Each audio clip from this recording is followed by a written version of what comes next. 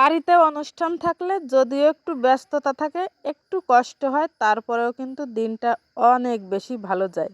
বিশেষ করে অনুষ্ঠানের পূর্ব মুহূর্তগুলো আমার কাছে বেশ ভালো লাগে। মানে মনের ভিতর একটা জল্পনা কল্পনার সৃষ্টি হয়, এইটা করব, ওইটা করব, এটা হবে, ওটা হবে। হ্যালো এভরিওয়ান, শুরু করছি একটা নতুন ভিডিও। আশা করি ভিডিওটি সবার অনেক বেশি ভালো লাগবে। যদি ভালো লাগে তাহলে অবশ্যই একটা লাইক, কমেন্ট, শেয়ার দিয়ে পাশে থাকবেন। গত শুক্রবারের একটা ভিডিও এডিট করতে পারিনি, তাই আপনাদের সঙ্গে শেয়ারও করতে পারিনি।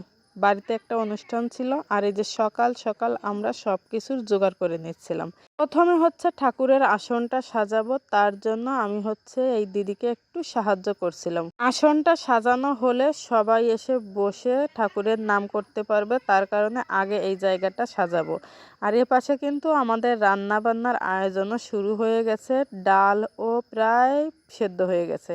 এই যে রান্নার কাছে কিন্তু অনেকেই ছিল, আর রান্না বান্না এত যে টেস্টি হয়েছিল। অবশ্য সবগুলো খাবার আইটেম হচ্ছে নিরামিষ। এসব অনুষ্ঠানে আমরা সাধারণত নিরামিষ দিয়ে থাকি। অনেক সকাল সকালে বাড়িতে কিন্তু অনেক লোকজনও চলে এসেছে। মূলত আমাদের বাড়ির এই অনুষ্ঠান হচ্ছে আমার কাকাতো ভাইয়েরা করছিল। সব কিছুর শুরুতে তারা হচ্ছে আগে গুরু পূজা করছিল। আসলে আমি এই জিনিসটায় অনেক বেশি বিশ্বাসী। ঠাকুর দেবতা সবাই আছে মাথার উপর, তারপরেও সৃষ্টিকর্তা একটা কথা বলেছেন, সব কিছুর ঊর্ধ্বে হচ্ছে মা বাবা। আর আমাদের বাড়িতে কোনো অনুষ্ঠান হলে আমরা প্রথমে হচ্ছে এই গুরু পূজাটাই করি। মা বাবার উপরে কোনো কিছু হতে পারেন না। অনেক সাধুসঙ্গ করবেন, অনেক কিছু করবেন, কিন্তু মা বাবার প্রতি যদি ভক্তি না থাকে, ভালোবাসা না থাকে, তাহলে কোনো কিছুতেই লাভ হবে না। আর আমাদের বাড়িতে আজ রান্নার দায়িত্ব নিয়েছেন আমার মেঝো বোন লিপারানী। সে কিন্তু প্রথম থেকে শেষ পর্যন্ত সবার সাথে সুন্দর রান্নাবান্না করেছে। যেহেতু নতুন পাকড়শি, তাই তাকে আমি একটু সুন্দর করে ভিডিও করে নিচ্ছিলাম। এপাশে ভিডিও করতে করতে ওপাশে দেখি যে আমরা মতুয়ার দল বলেছিলাম, তারা হচ্ছে চলে এসেছে। তো আমি ওইখানের ভিডিও করা বাদ দিয়ে তাদের হচ্ছে বাড়িতে বরণ করার জন্য চলে আসলাম। এই মুহূর্তটা আমার কাছে এত বেশি ভালো লাগে, কি আর বলবো। যাদের বলা হয়েছে প্রত্যেকে এসেছে, বাড়ি কিন্তু প্রচুর লোক হয়েছিল। বেশ অনেক দিন পর আমাদের বাড়িতে এত সুন্দর একটা অনুষ্ঠান হলো।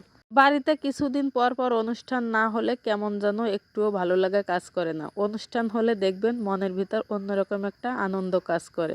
আর আমাদের বাড়িতে অনুষ্ঠান হলে আমরা সবাই এত বেশি হাতে হাতে কাজ করি, তাতে আর কোনো কষ্টই হয় না। বৌদিরা কিন্তু বেশ ভালো কাজ করে এবং তাদের কিন্তু বলেও দেওয়া লাগে না।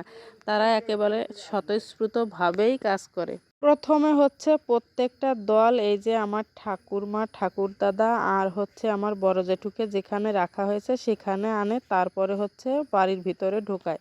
সব কিছুই আমি ভিডিও করে রেখেছি, যেহেতু অনেক সুন্দর মুহূর্ত। কিন্তু সব কিছু যদি ভিডিও করতে যাই আমার ভিডিওটা তাহলে অনেক বেশি বড় হয়ে যায়।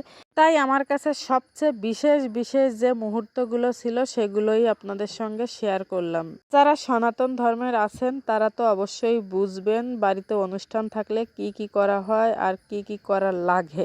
অনেক বড় একটা ভিডিও আপনাদের সঙ্গে শেয়ার করলাম আর অনেক কথা বললাম। যদি ভালো লাগে তাহলে অবশ্যই আমার ভিডিওতে একটা লাইক, কমেন্ট করে যাবেন।